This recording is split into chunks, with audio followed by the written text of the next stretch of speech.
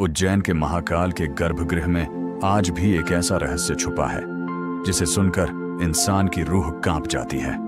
कहते हैं जब विक्रमादित्य के समय में उज्जैन पर विनाश का साया मंडराया तो नगर के ऋषियों ने चेतावनी दी थी, महाकाल सोए नहीं है, वो हर सांस में इस भूमि की रक्षा कर रहे हैं।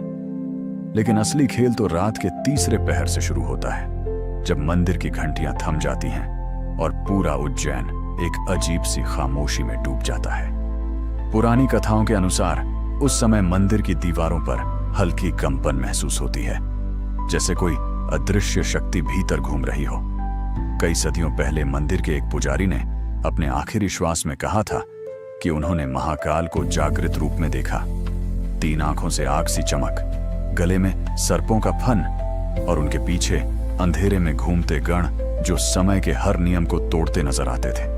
स्थानीय लोग बताते हैं कि भस्मारती के समय जलती चिता की भस्म जब शिवलिंग को छूती है तो कुछ पल के लिए पूरा मंदिर हल्का सा थरथराता है, मानो देव स्वयं प्रकट होने वाले हों। कई यात्रियों ने दावा किया कि महाकाल कॉरिडोर के पीछे मौजूद प्राचीन सुरंग से कभी-कभी बेहद धीमी आवाजें आती हैं, जैसे शंख की ध्वनि या फिर किसी विशाल शक्ति की गूंज, जिसे सामान्य मनुष्य समझ ही नहीं सकता।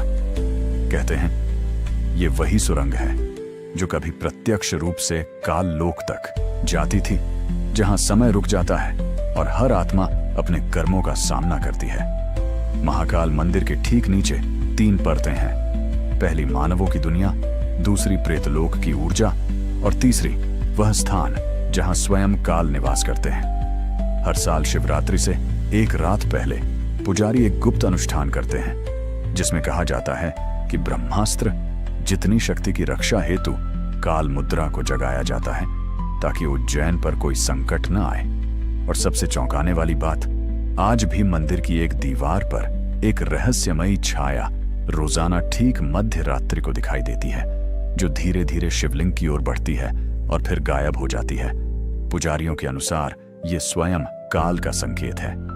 शायद इसीलिए इस स्थान को महाकाल कहा जाता है, क्योंकि यहां समय खत्म नहीं होता, समय खुद अपने स्वामी की सेवा में खड़ा रहता है।